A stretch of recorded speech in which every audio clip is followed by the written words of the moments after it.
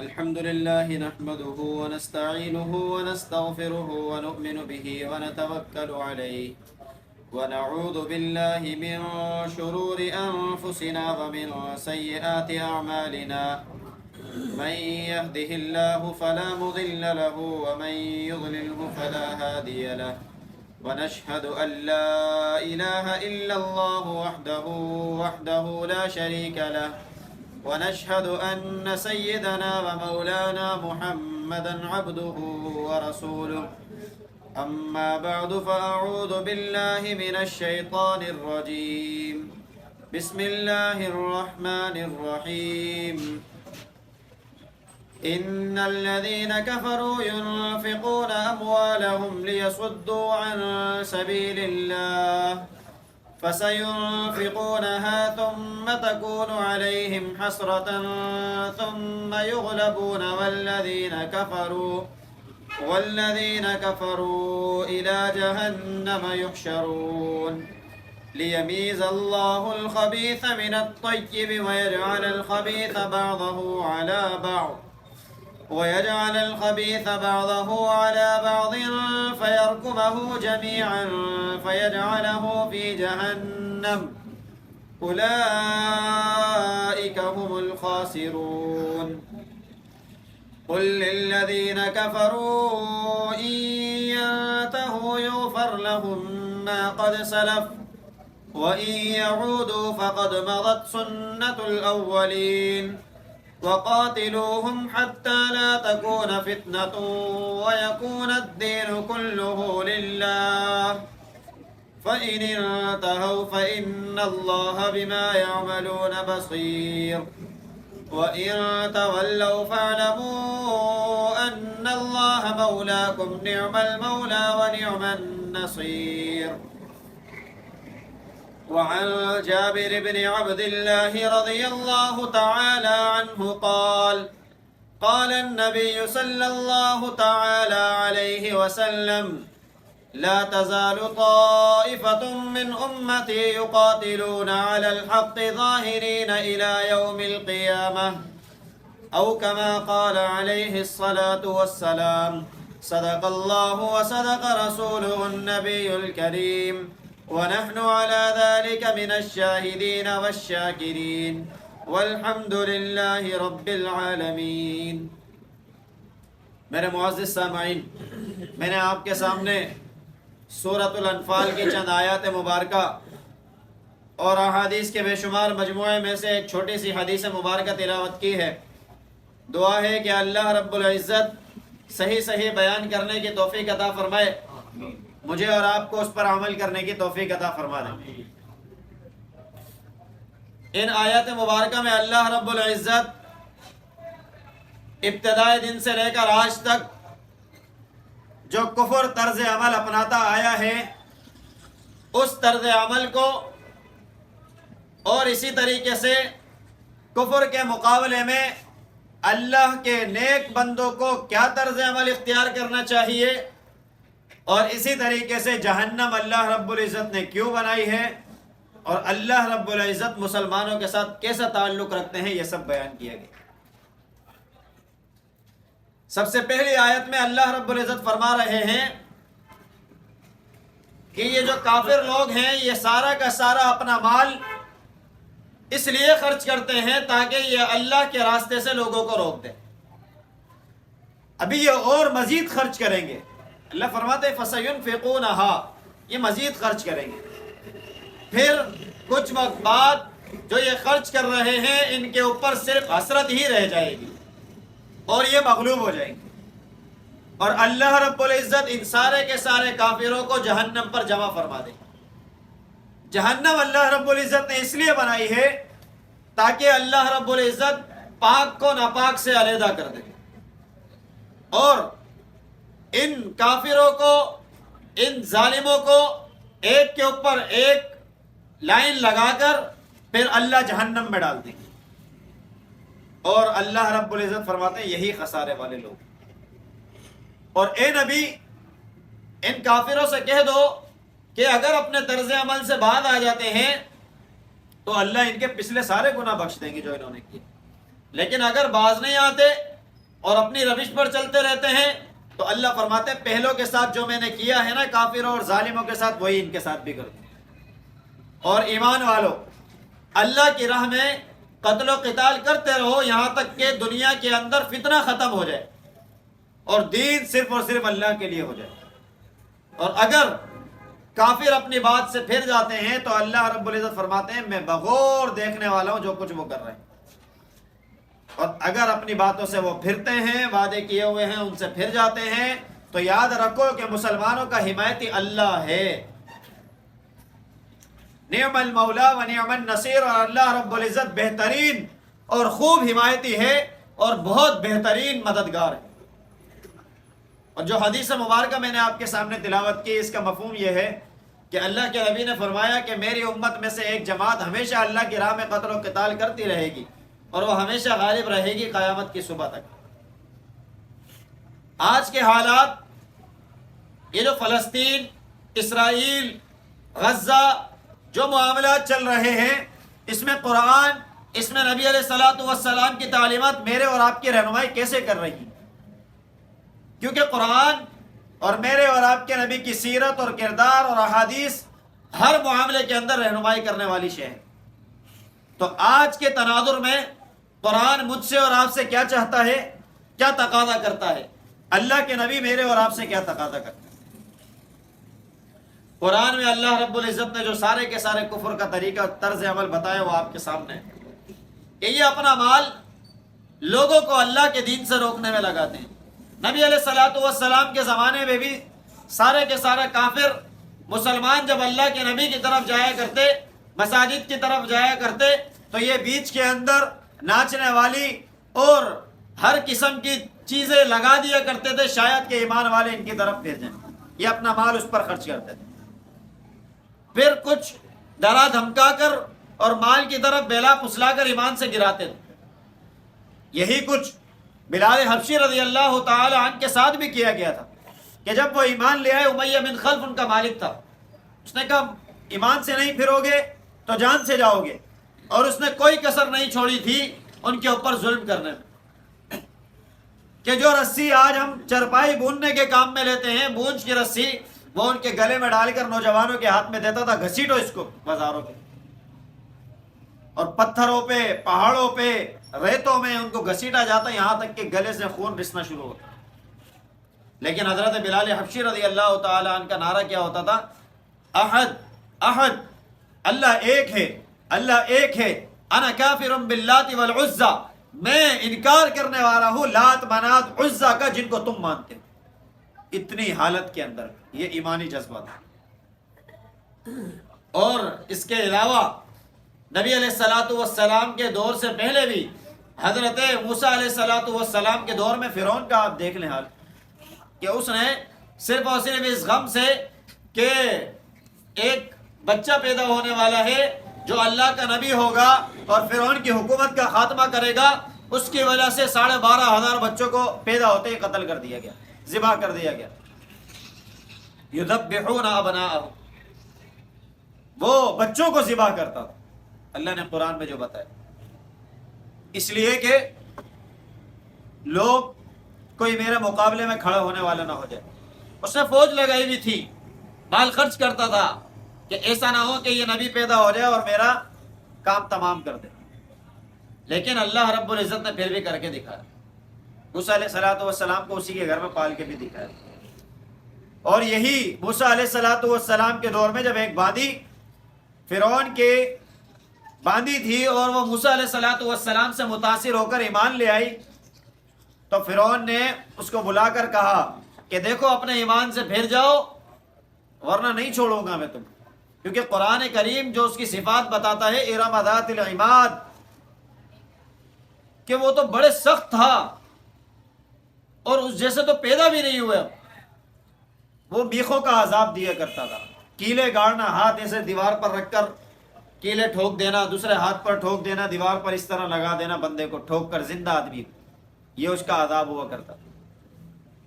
کہنے لگا میں عذاب دوں گا، میں چھوڑوں گا نہیں اگر تم موسیٰ کے رب پر ایمان لاؤ گے۔ اس نے کہا میں تو ایمان لے آئی ہوں، تم جو کر سکتے ہو کرو۔ اس نے اس کی دونوں بچیوں کو بھی بلایا جو دو اس کی بیٹیاں تھیں، ایک گود میں تھی اور ایک ساتھ کھڑی ہوئی تھی، اور کہا دیکھو ایمان سے پھرو نہیں تو تمہاری بچیوں سمیت تمہیں عذاب دوں گا۔ کہا تم جو دینا چاہتے ہو کر لو۔ کڑاؤ میں تیل گرم کروایا اور تیل کو اٹھایا، اس کے چھینٹے جب اچھٹنے لگے تو کہا دیکھو اس تیل کے اندر تمہیں بھی بھونوں گا، تمہاری بچیوں کو بھی بھون دوں گا اگر تم باز نہیں آؤ۔ کہا کہ ہم ایمان لا چکے ہیں، اب اپنی بات سے پھرنے والے نہیں ہیں، ہمارا معبود حق ہے، لہذا ہم نہیں پھریں گے، تمہیں جو چاہیے وہ کرو۔ یہ جواب ہے ان لوگوں کو کہ جو آج کہہ رہے ہیں کہ فلسطین میں اتنی خون ریزی ہو رہی ہے، شہید ہو رہے ہیں لوگ، یہ پھر مفاہمت کی پالیسی کیوں نہیں چل لیتے مسلمان؟ کیوں ان کے ساتھ نہیں مل جاتے؟ اللہ رب العزت جس کے دل میں ایمان جگا دیتے ہیں نا، ایمان کو روشن کر دیتے ہیں، ان کے دلوں میں پھر جان جانے کا خوف نہیں ہوتا۔ یہی موسیٰ علیہ السلام کی باندی سے جب کہا گیا کہ دیکھو باز آ جاؤ، اس نے کہا جو کرنا ہے کرو۔ اس نے اس کی بچی کو گود سے چھینا اور کہا دیکھو کڑاؤ میں ڈالوں گا، یہ بھن جائے گی 2 منٹ میں۔ اس نے کہا ٹھیک ہے آپ کر لو، اللہ تو دیکھ رہا ہے۔ اور تیل کے قریب لے جا کے کہا کہ دیکھو اب یہ چھینٹے جب تمہاری بچی پر پڑیں گے، ماں جب مچلنا شروع ہوئی، ماں کی کیفیت کیا ہوتی ہے میں اور آپ بہت اچھے جانتے ہیں کہ ماں کے ایک بچے کو خراش آ جائے تو ماں کے اندر کیا کیفیت آ رہی ہوتی ہے۔ تو موسیٰ علیہ السلام کی یہ باندی فرعون کے دربار میں کھڑی ہے اور فرعون للکار رہا ہے کہ چھوڑ دو ایمان کو، لیکن آنسو جاری ہو رہے ہیں آنکھوں سے، وہ پھرنے کو تیار نہیں ہے۔ اور اس نے اس کی بچی کو ایسے پکڑ کے تیل میں ڈالا نا تو ماں کی کیفیت عجیب ہلنے جیسی ہو گئی، بالکل تمک کر رہ گئی وہ کہ میری بچی، اور چلا اٹھی۔ اللہ رب العزت نے آنکھوں سے پردہ ہٹایا اور روح نکلتی ہوئی دکھائی، بچی روح پرواز کر رہی ہے، اور جو بچی بول نہیں پا رہی تھی ماں کو وہ کہہ رہی ہے کہ ماں صبر کرو، جنت میں اکٹھے ہونے والے۔ اللہ رب العزت میرے کو جنت میں پہنچا رہے ہیں اور اللہ اس ماں کو جنت دنیا میں دکھا رہے ہیں۔ یہ وہ تسلی تھی جو اللہ رب العزت نے اس ماں کو دی۔ ماں کا غم دنیا میں سب سے زیادہ ہوتا ہے، اللہ رب العزت نے اس ماں کو جو تھپکی دی ہوگی، اس کو جو تسلی اور دلاسا دیا ہوگا، وہ فلسطین کے ہر نوجوان کو اللہ رب العزت آج دے رہا ہے۔ پھر دوسری بچی کو جب کھینچا، دوسری بچی ذرا بولنے والی تھی، اس نے ماں ماں چلایا تو اس نے بیٹی کو کہا بیٹا صبر کرو، ہم جنت میں مل جائیں گے۔ اس کو بھی فرعون نے اٹھا کے کڑاؤ میں ڈالا۔ اس کے بعد اس ماں کی پھر وہی چیخیں نکلی، اللہ نے پھر پردہ ہٹا کے دکھایا کہ ماں، بچی کی روح نکل رہی ہے اور بچی کہہ رہی ماں صبر کرو، اگلا قدم جنت میں ہم رکھنے والے ہیں، اور اللہ جنت بھی سامنے دکھا رہے ہیں۔ پھر اس عورت کو فرعون نے پکڑوایا اور کہا کہ اب اس کو بھی کڑاؤ میں ڈالو، یہ باز نہیں آتی۔ پھر کہا کہ بعد آ جاؤ کہ میں تمہیں چھوڑ دوں گا۔ کہا میں کیسے بعد آ جاؤں، میں پہلے باز نہیں آئی، اب میری بچیاں ہی چلی گئی، اب میں کیا کروں گی اس دنیا کے اندر، اب تو جو چاہتا ہے وہ اور مزید کر لے، لیکن میری ایک خواہش ہے اگر تو پوری کر سکتا ہے، اور تو اپنے آپ کو انا ربکم الاعلی کا نعرہ لگاتا ہے، بہت بڑا رب ہوں، تو میری ایک بات پوری کرے گا؟ کہا ہاں پوری کرو۔ کہا ہماری ہڈیوں کو جو ہے نا کہیں دفنانا، پھینکنا نہیں اپنی طرف۔ کہا ٹھیک ہے تمہاری بات پوری کریں گے، اور اس عورت کو بھی پکڑ کے کڑاؤ میں ڈال دیا، جلا دیا، اور ان کی ہڈیوں کو دفنا دیا گیا۔ موسیٰ علیہ السلام کا دور نبی علیہ السلام سے ہزاروں سال پہلے، عیسیٰ علیہ السلام سے بھی ہزاروں سال پہلے۔ پھر عیسیٰ علیہ السلام اور نبی علیہ السلام کے دور کتنا فاصلہ، کب اس کی قبر میں ہڈیاں دفنائی ہوں گی؟ نبی علیہ السلام کی نبوت کے پورے سے پہلے 40 سال پورے۔ پھر معراج کا زمانہ، نبی علیہ السلام معراج کی رات مسجد اقصیٰ سے جب آسمان عرش معلیٰ کی طرف سفر کرتے ہیں، اور براق جیسی تیز ترین سواری پر جس کی آنکھیں جہاں پڑے قدم وہاں پڑے، اور نبی علیہ السلام کی اپنی خوشبو اتنی مہکتی تھی کہ جس مجلس میں بیٹھ جائیں اور جہاں بیٹھ جائیں وہ مہکتی رہتی تھی۔ نبی علیہ السلام سے زیادہ خوشبو کسی اور کی دنیا میں اچھی نہیں ہے، لیکن اللہ رب العزت نبی علیہ السلام کو موسیٰ علیہ السلام کی اس باندی کی خوشبو معراج کی رات پر براق جیسی تیز ترین سواری پر سنگھا رہے ہیں۔ اور جب نبی علیہ السلام نے پوچھا کہ جبریل یہ کیسی خوشبو ہے، کہاں سے آ رہی ہے، تو جبریل امین نے بتایا کہ موسیٰ علیہ السلام کے دور میں ایک عورت فرعون کی باندی تھی، وہ موسیٰ علیہ السلام پر ایمان لے آئی تھی، تو فرعون نے اس کو عذاباً کڑاؤ میں ڈال دیا تھا، بھون دیا تھا، ان کی ہڈیاں جہاں دفن ہوئی ہیں وہاں سے اس وقت سے لے کر قیامت تک خوشبو اٹھتی رہے گی، اور وہ خوشبو آپ کو بھی آ رہی ہے۔ یہ ہے اللہ رب العزت کا ہاتھ رکھ دینا کمر کے اوپر، تسلی دے دینا۔ آج جو جانے دینے سے فلسطینی پیچھے نہیں ہٹ رہے نا، تو اللہ رب العزت کی تسلی ان لوگوں کو بھی ہے۔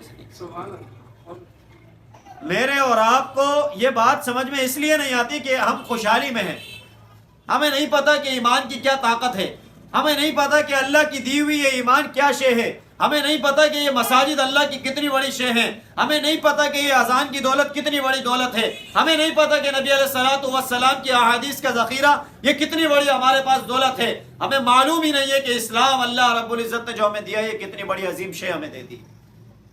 یہ پہاڑ سے اگر ٹکرا جائے ایمان مضبوط تو پہاڑ ریزہ ریزہ ہو سکتا ہے، لیکن ایمان والا ریزہ ریزہ نہیں ہو سکتا۔ اس کی دلیل قرآن سے سنیں کہ لَرَأَيْتَهُ خَاشِعًا مُتَصَدِّعًا مِّنْ خَشْيَةِ اللَّهِ، اللہ فرماتے قرآن میں اگر پہاڑ پر اتارتا یہ پہاڑ ریزہ ریزہ ہو جاتا۔ ایمان والے کے دل پر اللہ نے قرآن اتار دیا، ایمان والے کا دل تو ریزہ ریزہ نہیں ہوا۔ معلوم ہوا کہ ایمان بہت بڑی شے۔ آج ہم اپنے آپ کی قدر نہیں کرتے، اپنے آپ کو بیکار سمجھتے ہیں۔ میں اپنے آپ کو بیکار سمجھتا ہوں، اسی طریقے سے سامنے والے کو بھی بیکار سمجھتا ہوں۔ ہم آپس میں ایک دوسرے کی عزت نہیں کرتے، جبکہ دنیا میں اللہ رب العزت نے میرے اور آپ کی کامیابی ایک دوسرے کے ساتھ جوڑ کے رکھی ہے کہ میں اپنی بھی قدر کروں، اپنے برابر والے کی بھی قدر کروں، اپنے پڑوسی کی بھی قدر کروں، ساتھ چلانے والے مسافر اور بیٹھنے والے مسافر کی بھی قدر کروں، ہاتھ ملانے والے شخص کی بھی قدر کروں کہ ایک ایک شخص اللہ کے نبی کا امتی ہے۔ یہ وہ امتی ہے کہ جس کے لیے نبی علیہ الصلوۃ والسلام کی امتی بننے کے لیے انبیاء نے خواہشیں کی۔ سورہ دوسرا سپارے کی دوسری آیت اللہ رب العزت اس امت کا مقام بتا رہے ہیں، وَكَذَلِكَ جَعَلْنَاكُمْ أُمَّةً وَسَطًا، میں نے تو تمہیں امت وسط بنایا ہے۔ امت وسط کیا ہوتی ہے؟ لِتَكُونُوا شُهَدَاءَ عَلَى النَّاسِ، تم تمام انبیاء کی امتوں پر گواہی دو گے، تم تمام انبیاء پر گواہی دو گے کہ ان انبیاء نے اپنا کام پورا کر دیا۔ اور وَيَكُونَ الرَّسُولُ عَلَيْكُمْ شَهِيدًا، اور تمہارے نبی تم پر گواہی دیں گے۔ میں اور آپ، اللہ رب العزت نے مجھے اور آپ کو کم و بیش 1,24,000 کے اوپر گواہ بنایا۔ اتنی بڑی حیثیت ہے ایک ایک شخص کی۔ آج ہم کیسے گالی دیتے ہیں، کیسے توہین کرتے ہیں، کیسے تذلیل کرتے ہیں، کیسے کسی کا مذاق اڑا دیتے ہیں، کیا اللہ رب العزت کو اس کا حساب دے پائیں گے؟ اللہ رب العزت کو بتا پائیں گے کہ فلاں ایسا تھا اس لیے میں ایسا بولتا تھا؟ اللہ رب العزت ایسے نہیں دیکھتے۔ نوح علیہ الصلوۃ والسلام نے اپنی قوم کو 950 سال تبلیغ کی ہے۔ 40 سال نبی کی عمر ہوتی ہے جب اس کو نبوت ملتی ہے، 950 سال تبلیغ کی ہے۔ 1000 سال کی عمر میں نوح علیہ الصلوۃ والسلام نے اللہ رب العزت سے کہا اللہ یہ قوم تو نہیں مان رہی، لا تذر علی الارض من الکافرین دیارا، اللہ اس زمین پر کافروں کا ایک ذرہ بھی نہیں چھوڑنا۔ اس نوح علیہ الصلوۃ والسلام پر ایمان پتہ ہے کتنے لوگ لائے تھے 950 سال میں؟ 80 لوگ بعض روایت کے مطابق، سب سے زیادہ روایت اس میں جو لفظ ہے، ورنہ کم سے کم 13 اور 17 لوگ ایمان لائے تھے 950 سال کی تبلیغ میں۔ نوح علیہ الصلوۃ والسلام دعوت دیتے رہے، لیکن اللہ رب العزت کو جب کہا کہ اللہ یہ ایمان نہیں لا رہے، اب سارے کافروں کو ختم کر دیں، اللہ رب العزت نے ختم تو کر دیا، لیکن اس کے بعد نوح علیہ الصلوۃ والسلام نے دنیا میں 50 سال مزید گزارے۔ تو اللہ رب العزت نے نوح علیہ الصلوۃ والسلام سے کہا نوح آپ جو ہے آپ ایک کام کرو، لوگ تو کم رہ گئے آپ کے اوپر ایمان لائے ہوئے، اب آپ کو تو کام کی ضرورت نہیں ہے، اب آپ ایک کام کرو مٹی جمع کرو اور مٹی کے برتن بناؤ۔ نوح علیہ الصلوۃ والسلام نے برتن بنانا شروع کیا اور کافی ڈھیر لگ گیا۔ جب بہت سارے ہو گئے کافی سالوں میں تو اللہ رب العزت سے پھر کہا یا اللہ میں نے برتن تو بنا لیا آپ کے حکم پر، اب کیا کروں؟ اللہ رب العزت نے کہا اب ان کو توڑ دو۔ نوح علیہ الصلوۃ والسلام پریشان ہو گئے کہ اتنی محنت کی، مٹی جمع کی اور سب کچھ کیا، اور جو ہے اب آپ کہہ رہے ہیں کہ توڑ دو۔ اللہ رب العزت نے جو جواب دیا نا یہ میرے اور آپ کے لیے سننے والی چیز ہے۔ اللہ رب العزت نے کہا نوح جب تم نے مجھ سے کہا کہ اللہ اس زمین کے اوپر کافروں کا ایک ذرہ بھی نہ چھوڑنا، جن کافروں کو میں نے ہلاک کیا ان کو بھی تو میں نے ہی بنایا تھا مٹی سے، میں ان سے کتنی محبت کرتا ہوں گا، آج تمہیں ان برتنوں سے محبت ہو گئی ہے۔ دل لگی ہو گئی ہے تو میں انسانوں سے کتنی محبت کرتا ہوں. اللہ اپنے نبی کو یہ جواب دے رہے ہیں. اور میں اور آپ ایمان والوں کو کیسے رونتے ہیں، کیسے گالیاں دیتے ہیں، کیسے حسد کرتے ہیں، کیسے برائیاں کرتے ہیں، کوئی شے نہیں سمجھتے. اللہ کو ان کے نبی جواب نہ دے پائے تو میں اور آپ کیا جواب دیں گے؟ اللہ رب العزت سمجھانے پہ آتے ہیں تو پھر ایسے سمجھا دیتے ہیں. اسی طریقے سے موسیٰ علیہ الصلوۃ والسلام نے جب کہا کہ میں بہت زیادہ جانتا ہوں، کیونکہ حقیقی بات یہی ہے کہ دنیا میں جو نبی ہوتا ہے اس سے زیادہ کسی کو علم نہیں ہوتا. موسیٰ علیہ الصلوۃ والسلام نے اپنے علم کے مطابق کہا کہ میں اس دنیا میں نبی ہوں اور اللہ کا سب سے بڑا نبی ہوں اور اولو العزم پیغمبر ہے. کہا میں بہت جانتا ہوں، بہت علم ہے میرے پاس. اللہ رب العزت نے وہیں ان کو کہا کہ اب آپ سیکھنے کے لیے جائیں، اور خضر علیہ الصلوۃ والسلام کی تلاش میں نکال دیا. یوشع بن نون کو اپنے ساتھ لے کر موسیٰ علیہ الصلوۃ والسلام نکلے. وَإِذْ قَالَ مُوسَىٰ لِفَتَاهُ لَا أَبْرَحُ حَتَّىٰ أَبْلُغَ مَجْمَعَ الْبَحْرَيْنِ. سورہ کہف کے اندر 16ویں سپارے کا آخری رکوع، 15ویں سپارے کا. اور نکلے اور اللہ رب العزت کے حکم پر ایک مچھلی کو اپنے ساتھ ایک تھیلے میں لیا اور نکل گئے. کس لیے؟ کہ اللہ رب العزت سکھانا چاہ رہے ہیں کہ موسیٰ یہ دعویٰ کبھی بھی نہیں کرنا کہ تم سے بڑا علم والا نہیں ہے. اللہ رب العزت جو چاہتے ہیں وہ کر دیتے ہیں. اور موسیٰ علیہ الصلوۃ والسلام کو وہ چیزیں سمجھ ہی نہیں آ رہی تھی جو خضر علیہ الصلوۃ والسلام کر رہے تھے. تو اسی لیے میں اور آپ اپنے علم کو، اپنے دماغ کو، اپنے دل کو کچھ نہ سمجھیں، قرآن اور حدیث کو بہت کچھ سمجھ لیں. قرآن اور حدیث کا پیغام، اللہ کے نبی کا پیغام اور اللہ کے نبی کے صحابہ کا پیغام جو پوری دنیا میں لے کر وہ اپنے گھروں کو چھوڑ کر نکلے تھے، اس پیغام کو سمجھ لیں کہ ایک ایک شخص کی قدر کر لیں. یہ ہم جو محبتیں ختم کر رہے ہیں نا، اس لیے میرے اور آپ کو محبت کی، ہمیں ایک دوسرے کی قدر نہیں ہے. ان فلسطینیوں میں ان کو پتہ ہے کہ میرا بھائی میرا جان کی حفاظت کرنے والا ہے، یہ اسلام کا محافظ ہے. وہ اپنے ایک ایک مجاہد کی قدر کرتے ہیں، ایک ایک بچے کی قدر کرتے ہیں، ایک ایک عورت اور بوڑھے کی قدر کرتے ہیں. میں اور آپ کسی کی کوئی قدر نہیں کرتے. ان کو پتہ ہے ایمان یہ اتنی بڑی شے ہے، اور ان کو یہ بھی پتا ہے کہ انسانیت کی کتنی قدر ہے. میں اور آپ دیکھ رہے ہیں سوشل میڈیا مجھے اور آپ کو بتا رہا ہے، جب ظالموں کی اور کافروں کی عورتیں ان کے ہاتھ لگتی ہیں، بوڑھے ان کے ہاتھ لگتے ہیں، تو کوئی ظلم مسلمان نہیں کرتے ان کے اوپر. ان کو اللہ کو جواب دینا یہ ان کے دل میں موجود ہے بات. لیکن کافروں کو یہ خوف نہیں ہے. کافر اپنا مال ہی اس لیے لگا رہے ہیں کہ مسلمانوں کو اللہ کی راہ سے روک دیں. اور میں اور آپ رکے چلے جا رہے ہیں. میں اور آپ ٹیکنالوجی کو اللہ کے دین کو پھیلانے کے لیے لگائیں نا، اس میں غرق کیوں ہوتے چلے جا رہے ہیں ہم لوگ؟ ہم برباد ہو رہے ہیں اس انٹرنیٹ کے اندر. اس انٹرنیٹ کو تو اللہ کے دین کو پھیلانے کے لیے استعمال کریں. ہم برباد ہو رہے ہیں دنیا میں لگ کر، اس دنیا کو اللہ کے دین کی خدمت میں دے رہے ہیں. حضرت رومی رحمۃ اللہ علیہ فرماتے ہیں کہ دنیا کی مثال ایسے سمجھو کہ جیسے سمندر میں کشتی کو پانی کی ضرورت ہوتی ہے، پانی کے بغیر کشتی نہیں چل سکتی. دنیا کے اندر دنیا کو حاصل کیے بغیر انسان بھی نہیں چل سکتا. حاصل کرنا ضروری ہے، چھوڑیں گے بھی نہیں بالکل، کیونکہ رہبانیت ہمارے دین میں نہیں ہے کہ ہم جا کے غاروں میں بیٹھ جائیں. ہم رہیں گے بھی اسی دنیا میں. لیکن جس طریقے سے سمندر میں کشتی پانی کی سطح پر چلتی ہے، کشتی میں سوراخ کر کے پانی کے اندر داخل نہیں کیا جاتا. کشتی کے اندر داخل کریں گے تو کیا ہوگا؟ کشتی ڈوب جائے گی. کشتی کو صحیح رہنے کے لیے ضروری ہے کہ پانی کو استعمال کرے، لیکن نیچے رکھ کر، اندر داخل نہ کرے. اسی لیے دنیا کے اندر انسان کو چلنے کے لیے، اسلام کے اوپر مسلمانوں کو چلنے کے لیے ضروری ہے کہ دنیا کو استعمال کریں لیکن اپنی سطح کے نیچے رکھ کر. اس کو اگر اپنے دل میں سوراخ کر کے اپنے دل میں محبت داخل کر لیں گے، برباد ہو جائیں گے، ختم ہو جائیں گے اس کشتی کی طرح.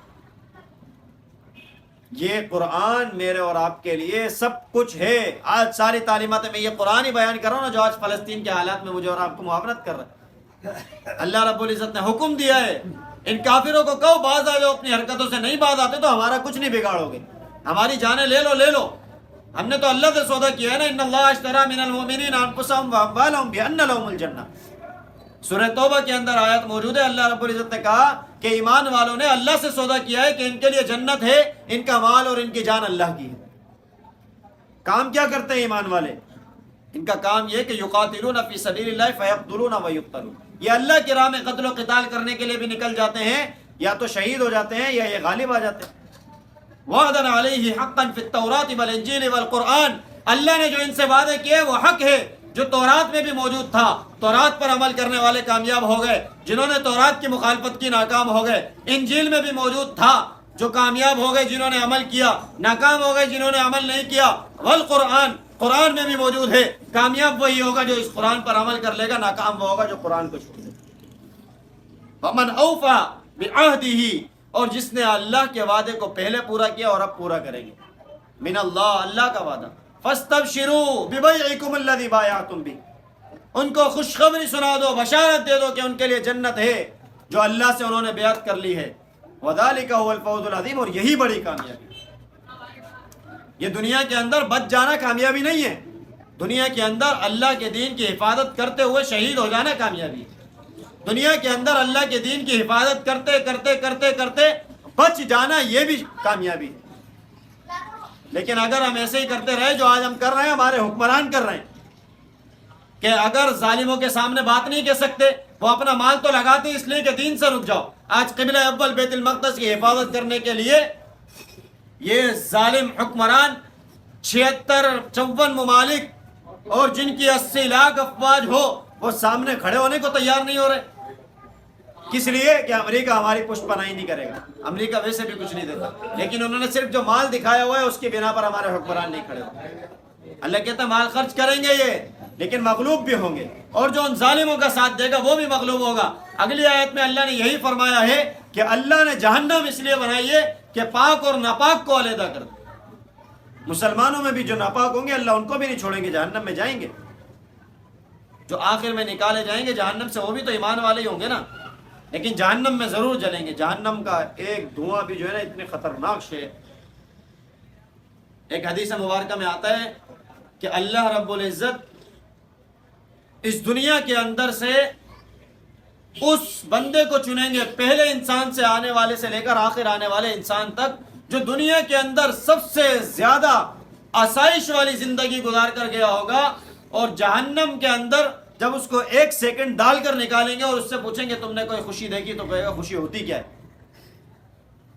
خوشی بھول جائے گا جہنم کا 1 سیکنڈ۔ تو پھر کیا فائدہ ہے ایسی دنیا کا؟ اس لیے اس کو نیچے رکھیں۔ اور دوسری طرف اللہ رب العزت فرماتے ہیں کہ اللہ رب العزت نے جو جنت بنائی ہے اس کی مثال ایسے ہے کہ دنیا کے اندر سب سے زیادہ تکلیف والا انسان، جو پہلے انسان سے لے کر آنے والے آخر انسان تک میں سے سب سے زیادہ تکلیف میں رہا، مصیبتوں میں رہا، پریشانیوں میں رہا، کبھی خوشی کا اس نے ایک لمحہ بھی نہ دیکھا ہو، اللہ اس کو بلا کر جنت کا ایک غوطہ دے کر نکالیں گے اور اس سے پوچھیں گے تم نے کبھی غم دیکھا؟ وہ کہے گا غم ہوتا کیا ہے مجھے تو پتہ نہیں، میں تو ساری خوشیاں نبھا کر رہا ہوں۔ جنت ایسی شے ہے۔ اسی لیے اللہ رب العزت نے جو دین بنایا ہے اور مجھے اور آپ کو نعمت کے طور پر دے دیا ہے، اس دین اسلام کی قدر کر، یہی میرے اور آپ کی نجات ہے۔ اگر آنے کے بعد بھی پیغام موجود ہے، عمل نہیں کرتے تو ناکام ہو جائیں گے۔ تورات میں موجود تھا، انجیل میں موجود تھا، عمل نہیں کیا ناکام ہو گئے۔ قرآن میں بھی موجود ہے، عمل کریں گے تو کامیاب ہوں گے۔ قرآن پڑھنے سے اور صرف دیکھتے رہنے سے کام نہیں چلے گا۔ اب اس کو آگے پہنچائیں۔ صحابہ نے نبی علیہ الصلوۃ والسلام کا خطبہ حجۃ الوداع سنا اور نبی علیہ الصلوۃ والسلام نے کہا الا هل بلغتم، بلغت، کیا میں نے تمہیں یہ پیغام پہنچا دیا ہے؟ صحابہ نے کہا بلا یا رسول اللہ، بالکل آپ نے پہنچا دیا۔ پھر نبی علیہ الصلوۃ والسلام نے پوچھا، صحابہ نے پھر کہا کہ پہنچا دیا ہے۔ پھر نبی علیہ السلام نے پوچھا، صحابہ نے پھر کہا کہ آپ نے پہنچا دیا بلکہ حق ادا کر دیا۔ نبی علیہ الصلوۃ والسلام نے کہا بلغوا الغائب الشاہد، بلغوا الشاہد الغائب، کہ جو حاضر ہیں وہ غائب کو یہ بات پہنچا دیں۔ بلغوا عنی ولو آیا، میری طرف سے ایک بات بھی اگر کسی کو پہنچی ہے دوسروں کو پہنچا۔ یہ قرآن پوری دنیا میں انقلاب برپا کرنے والی شے ہے، لیکن بات یہ ہے کہ ہم پڑھتے نہیں، ہم سمجھتے نہیں ہیں، تعلق قائم نہیں کرتے، ہم دور دور رہتے ہیں۔ اللہ فرماتے ہیں میں بہت اچھا حمایتی ہوں۔ اللہ اپنی قدر کروا رہے ہیں، ما قدر اللہ کا قدری۔ سورہ حج کے آخر میں اللہ رب العزت فرماتے ہیں کہ ان لوگوں نے میری قدر نہیں کی، جس طرح اللہ کی قدر کرنی چاہیے تھی ویسی قدر نہیں کی۔ اللہ رب العزت قیامت کے دن ایسے آسمان اور زمین کو اپنے ہاتھوں میں لپیٹ کر بیٹھ جائیں گے، یہ ہے تمہاری حیثیت۔ والسماوات مطویات بیمینی، سبحانہ، اللہ تو پاک ہے تم کیا اتنی تھوڑی تھوڑی شے کے اوپر قرآن کو چھوڑتے ہو، نماز کو چھوڑتے ہو، اللہ کے بندوں کے حقوق کو چھوڑتے ہو؟ اللہ فرماتے ہیں ایسے زمین تمہاری یہ حیثیت ہے اس زمین کی اور آسمان۔ اللہ رب العزت میرے اور آپ سے دوستی لگانے کے لیے تیار ہے اور بے قرار ہے۔ اللہ فرماتے ہیں میں تمہارا حمایتی ہوں، تمہارا حمایتی میں جب ہوں تو تم سے کوئی پنگا نہیں لے سکتا۔ یہ کفر سارا کا سارا جمع ہو گیا فلسطین کے لیے، مسلمانوں کے خلاف جمع ہوا، لیکن پھر مصالحت کی پیش قدمی کس نے کی کہ یہ جنگ روک بندی کر دیں؟ کس نے کی؟ مسلمان تو آگے نہیں گئے کہ جنگ روک لیں، مسلمان تو خون دینے کو تیار ہیں اور مٹھائیاں تقسیم کر رہے ہیں کہ اللہ تسلی دے رہے ہیں جنت ہمارے سامنے، ہمیں تو مار دو بھلے مارنے چاہیے۔ لیکن جب ان کے 300 پکڑ لیے گئے فوجی تو جان نکل رہی ہے، صلح کرنے کے قریب آ گئے۔ اسی لیے اللہ رب العزت فرماتے ہیں میں حمایتی ہوں تمہارا۔ جب اللہ جس کی حمایت کر لیں تو اس سے کیا کون بگاڑ سکتا ہے اس کو؟ یہی سب کچھ سارا کا سارا میں اور آپ دیکھ رہے ہیں سوشل میڈیا پر کتنے نبی علیہ الصلوۃ والسلام کی شہیدوں کے گھر والوں کو زیارتیں ہو رہی ہیں، کیسے اللہ تسلیاں دے رہے ہیں۔ تو سب کچھ ہے، سب سمجھ میں آ رہا ہے کہ ایمان کی اتنی بڑی طاقت ہے، لیکن ایمان کے تقاضوں پر میں اور آپ عمل کیوں نہیں کر رہے یہ مجھے سمجھ نہیں آتا۔ ایمان کے تقاضوں پر عمل کریں یہ ساری پریشانیاں ختم ہو جائیں گی۔ اللہ رب العزت کو اپنے مسائل بتائیں، اللہ رب العزت سے شرمائے نہیں، ہم مانگنے میں اللہ سے شرماتے ہیں۔ اللہ رب العزت تو فرماتے ہیں تمہاری جوتی کا تسمہ بھی ٹوٹے تو مجھ سے مانگو، ہم شرماتے ہیں۔ یعنی اللہ کہنا چاہ رہے ہیں تمہارے اندر کپڑوں میں بھی پھٹن آ جائے تو پھٹن کے لیے بھی مجھ سے بتاؤ کہ تمہارے کپڑوں میں پھٹن آ گئی، اللہ اس کو صحیح کر دیں۔ ہم بتاتے ہی نہیں اللہ تعالیٰ کو، اور اس کے پاس جائیں گے جس کو خود اپنے کام کرنے میں رکاوٹ آتی ہے۔ چیئرمین، کونسلر، ان کو اتنی ویلیو دیتے ہیں کہ جتنی ہم اللہ تعالیٰ کو بھی نہیں دیتے شاید۔ کسی ایک ایم پی او کو اتنی ویلیو دے دیتے ہیں کہ فلاں نے میرے کو کہہ دیا میرا کام ہو جائے گا، اللہ تعالیٰ نے کہا ہے کہ تم یہ کر لو تمہارا کام ہوگا، اہمیت ہی نہیں دیتے۔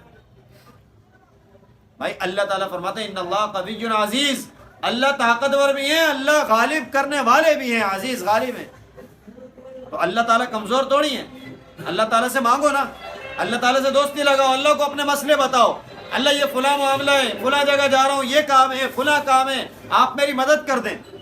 اللہ میرے کپڑے صحیح نہیں ہے، میرے کپڑے صحیح کر دیں۔ اللہ چشمہ ٹوٹ گیا، اللہ میرے پاؤں کے اندر جوتی ٹوٹی ہوئی ہے، اللہ کو بتائیں تو صحیح۔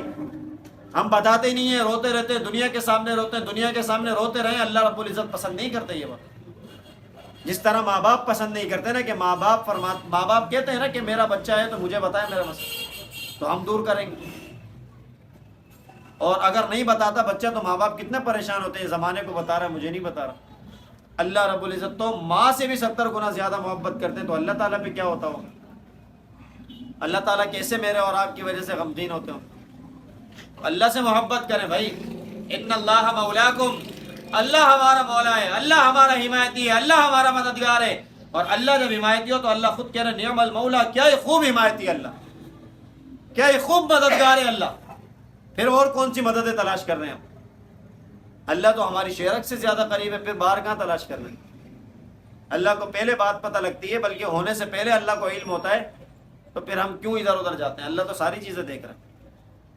اللہ رب العزت اسباب بنانے والے ہیں، اسباب کے اندر جان ڈالنے والے ہیں، اور اگر کوئی سمجھتا ہے کہ میرے پاس سب کچھ ہے، اللہ رب العزت اسباب سے طاقت ختم کرنے والے ہیں۔